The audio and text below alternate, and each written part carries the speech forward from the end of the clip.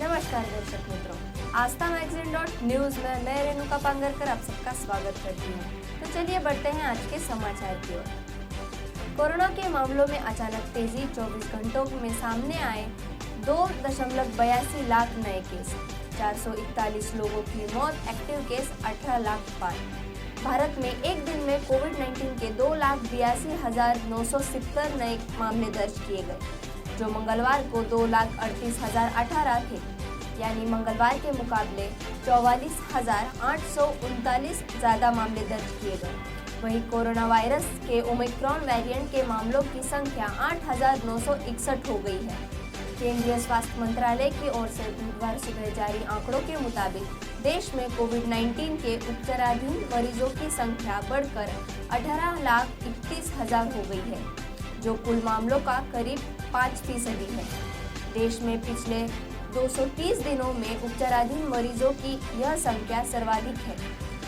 वहीं 441 लोगों की और मौत होने के बाद संक्रमण से मृतक की संख्या बढ़कर 4,41,202 हो गई है। देश में मरीजों के ठीक होने की राष्ट्रीय दर घटकर 94.09% हो गई है। मुंबई में INS रणवीर में धमाका हो गया है, जिसमें नौसेना के 3 जवान शहीद हो गए हैं। भारतीय नौसेना के अधिकारी ने इस हादसे के बारे में जानकारी देते हुए बताया कि नेवल डॉकयार्ड मुंबई पर आज एक दुर्भाग्यपूर्ण घटना हुई। INS रणवीर के एक आंतरिक कंपार्टमेंट में विस्फोट में नौसेना के 3 जवानों की जान चली गई। हालांकि हादसे के बाद जहाज के चालक दल ने स्थिति को तुरंत नियंत्रित कर लिया। इस संबंध में कोलाबा पुलिस स्टेशन में ADR दर्ज कर ली गई है और जांच शुरू कर दी गई है। INS रणवीर पूर्वी नौसेना कमान से क्रॉस कोस्ट ऑपरेशन तैनाती पर था और जल्द ही बेस पोर्ट पर लौटने वाला था। इस हादसे में 11 कर्मियों के घायल होने की भी खबर है, जिनका स्थानीय नेवी अस्पताल में इलाज चल रहा है। वहीं शहीद हुए नौसेना कर्मियों की अब तक पहचान नहीं हो पाई है। यूपी में समाजवादी पार्टी को बड़ा झटका, मुलायम सिंह की छोटी बहू अर्पणा यादव बीजेपी में शामिल। समाजवादी पार्टी को बड़ा झटका देते हुए मुलायम सिंह यादव की छोटी बहू अर्पणा सिंह यादव बीजेपी में शामिल हो गई है।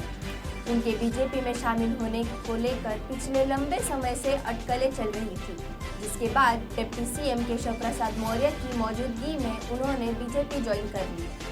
अर्पणा यादव ने बीजेपी में शामिल होते ही अखिलेश यादव और उनकी पार्टी पर जमकर हमला बोला। उन्होंने अखिलेश पर वार करते हुए कहा कि सपा ने शासन में गुंडागर्दी को इतना तवज्जो दिया था कि बहन बेटियों की सुरक्षा नहीं थी।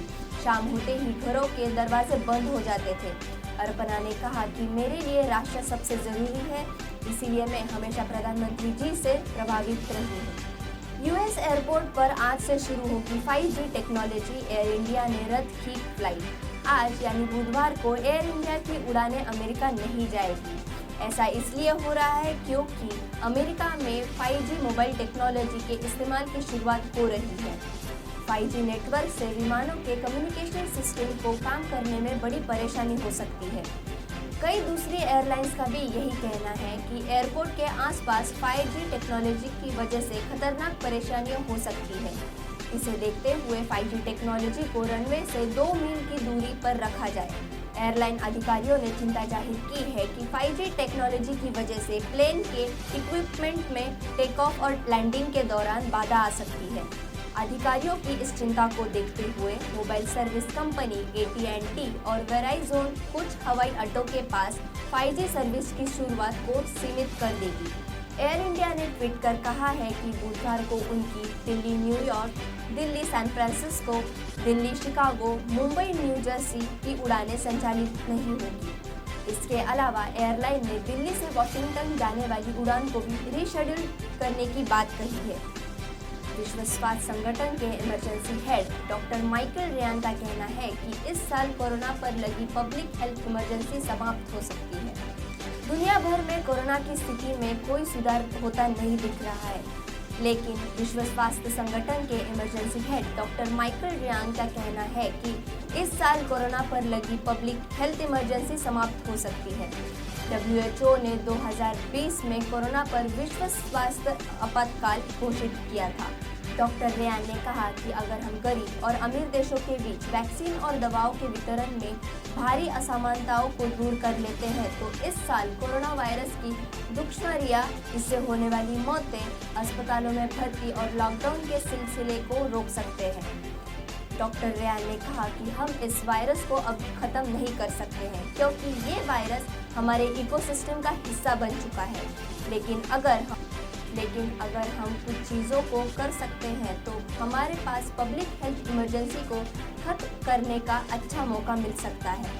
WHO के इमरजेंसी प्रमुख ने गरीब और अमीर देशों के बीच वैक्सीन की असमानता को भयानक नैतिक विफलता करार दिया है।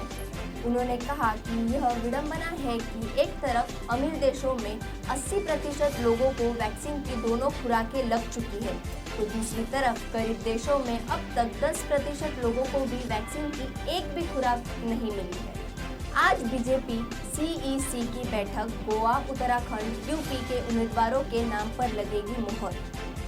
गोवा, उत्तराखंड, उत्तर प्रदेश के उम्मीदवारों को अंतिम रूप देने के लिए भाजपा की केंद्रीय चुनाव समिति बुधवार को बैठक कर रही है। CEC हाइब्रिड मोड में आयोजित की जाएगी और प्रधानमंत्री नरेंद्र मोदी के बैठक में वर्चुअल रूप से भाग लेने की संभावना है। पता चला है कि CEC उत्तराखंड और गोवा के लिए पार्टी उम्मीदवारों के नाम और उत्तर प्रदेश के बाकी चरणों के लिए नामों की मंजूरी देगी। पार्टी के एक पदाधिकारी ने कहा कि बैठक सुबह 11:30 बजे से शुरू होगी। पिछले गुरुवार को बीजेपी CEC बैठक हाइब्रिड मोड में हुई थी क्योंकि पार्टी प्रमुख नड्डा सहित कुछ सदस्यों ने कोविड-19 से संक्रमित हो गए थे।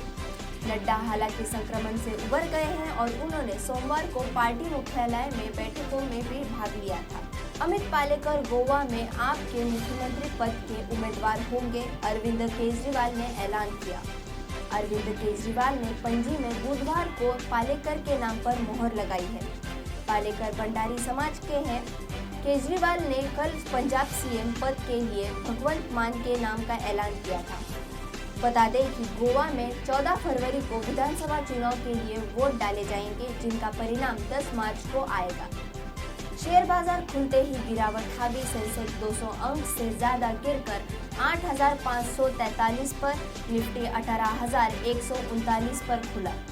शेयर मार्केट में कल दिखी गिरावट का असर आज जारी रहने की संभावना है। स्टॉक मार्केट में सेंसेक्स और निफ्टी हल्की तेजी के साथ खुलने के संकेत प्री ओपनिंग में दिख रहा था, लेकिन बाजार खुलते ही शेयर बाजार में लाल निशान हावी हो गया। आज बाजार की शुरुआत में ही सेंसेक्स 200 अंक से ज्यादा गिरावट दिख रहा है। सेंसेक्स में 211.75 अंक यानी 0.45% की कमजोरी के बाद 8,543.11 पर ट्रेड खुला। निफ्टी में 16 अंक की मामूली तेजी के बाद 18,139 पर कारोबार खुला। 28 फरवरी तक सभी कमर्शियल फ्लाइट के आने जाने पर रोक, कोरोना के बढ़ते मामलों के बीच बड़ा फैसला। देश में जानलेवा कोरोना वायरस के बढ़ते मामलों के बीच कमर्शियल पैसेंजर सर्विस के निलंबन को 28 फरवरी 2022 तक के लिए बढ़ा दिया गया है। नागर विमानन महानिदेशालय के सर्कुलर में स्पष्ट किया गया है कि फ्लाइट के निलंबन का असर कार्गो और DGCA की मंजूरी वाली फ्लाइट पर नहीं पड़ेगा।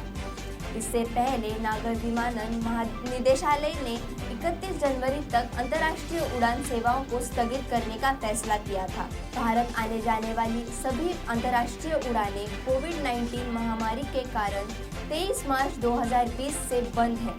हालांकि पिछले जुलाई 2020 से करीब 28 देशों के साथ हुए एयर बबल समझौते के तहत विशेष अंतर्राष्ट्रीय यात्री उड़ानें संचालित हो रही हैं। गुजरात के सूरत शहर में मंगलवार रात एक निजी लग्जरी बस में आग लगने से उसमें सवार एक महिला की जलकर मौत हो गई है। इसका एक वीडियो सामने आया है जिसमें महिला खिड़की के बाहर हाथ फैलाकर मदद की गुहार लगा रही है। यह आपको विचलित कर सकता है। हादसे में एक व्यक्ति घायल हुआ है जिसे सूरत सिविल अस्पताल में भर्ती कराया गया है। सूरत के मुख्य फायर ब्रिगेड ऑफिसर बसंत पारिक ने बताया कि शुरुआती जांच में पता चला है कि बस में आग शॉर्ट सर्किट से लगी थी। वायरिंग के जलते रहने के चलते गर्मी बढ़ गई थी, जिससे AC कंप्रेसर में विस्फोट हो गया और आग बहुत तेजी से फैल गई। ऐसे ही समाचार और देश विदेश की खबरों को सुनने के लिए हमारे आस्था मैगजीन.न्यूज़ को लाइक करें, शेयर करें और सब्सक्राइब करें। धन्यवाद। આસ્થા મેગેઝીન અલગ છે, અનોખું છે, દેશને અર્પણ છે। આસ્થા મેગેઝીન.ન્યૂઝ ડિજિટલ વેબ ન્યૂઝ પોર્ટલ, સમાચારોનું સચોટ માધ્યમ। આસ્થા ગુજરાતી મેગઝીન, વધારે માહિતી માટે વિઝિટ www.asthamagazine.news।